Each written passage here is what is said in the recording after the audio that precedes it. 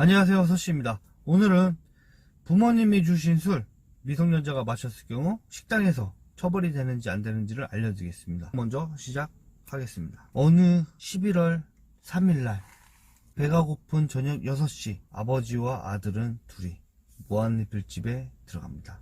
가격은 11,000원씩이었고요. 합이 22,000원의 금액을 지불하고 먹을 수 있는 무한리필집이었습니다. 밥만 먹고 여기서 가면 끝나는 건데 소주 한 병이 문제가 된 겁니다.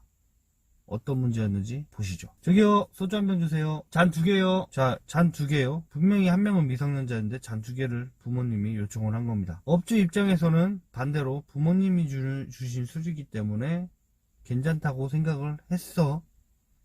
부모님이 시켰으니까 당연히 괜찮다고 생각을 해서 잔 2개를 갖다 준 겁니다. 그렇게 사건이 일어납니다. 자, 아들 한 잔 마셔.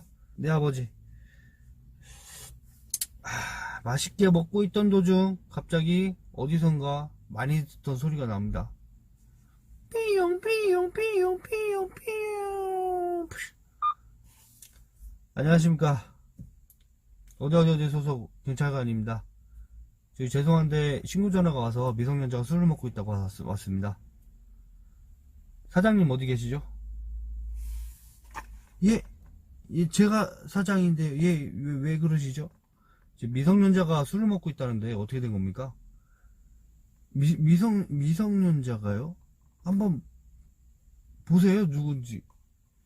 경찰관은 보통 신고 전화를 받으면 육가원칙으로 자세하게 봤습니다. 어느 테이블에 누구랑 어떻게 마시고 있다는지 제보가 들어옵니다. 그래서 기가 막히게 그 테이블로 가서 신분증을 요구합니다. 죄송하지만 신분증 좀 보십시오. 신분증이 아닌 학생증을 내버리는 손님. 응? 저기 미성년자이기 때문에 같이 경찰서로 가셔야 됩니다. 부모님도 같이요. 업주 입장에서는 다행이다 생각합니다. 아, 이거 내가 준 게 아니라 부모님이 준 거잖아. 부모님이 잘못한 거잖아. 내 잘못이 아니잖아. 다행이네. 다행이야. 그런데 결과는 업주에게 책임이 있다고 빵 나옵니다.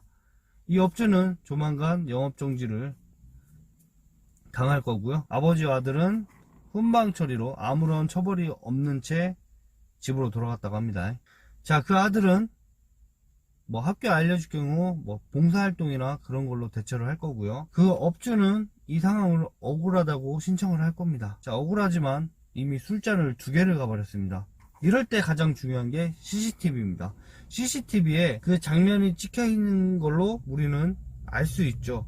누가 잘못을 했는지 안 했는지. 보니까 술잔을 2개 간 게 잘못이 컸던 겁니다. 술잔을 하나를 가고 부모님 것만 가서 나는 안 주려고 소주잔을 하나만 갔다. 그런 대변을 할 수 있지만 이미 2잔이 갔기 때문에 빼도 박도 못하게 된 겁니다. 결과적으로는 업주가 억울하게 영업정지 처분과 벌금을 맞을 거고요. 법을 알고 계신 분들은 부모님이 요청을 해도 만약에 자녀분들에게 줄 걸 알면 술을 아예 안 파는 사장님들도 있습니다. 저 같은 경우는 주긴 주지만 알려드리고, 그리고 그 소주 줄 것 같으면은 말씀을 저는 꼭 드립니다. 만약에 자녀분들한테 주면은 제가 피해를 보니까 이거 부모님이 주는 것도 불법이다. 집에서는 합법인데 식당에서는 보세요. 이게 붙여있죠. 청소년에겐 술을 절대 팔지 않겠다는 저희는 약속을 한 업장입니다. 그러니 양해를 구하고 서로 좋게 하는 게 좋습니다. 왜냐면 한 사연으로 카페에 올라왔는데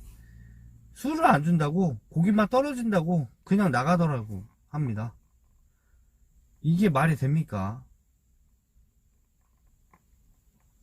그러니까 서로 처음부터 좋게 서로 미리 알고 있다면 이런 안 좋은 사건이 일어나지 않겠죠. 그래서 미리 예방하시고 지금 몰랐던 사실을 알게 되셨으면 저는 구독, 좋아요, 알림 설정도 부탁드릴게요.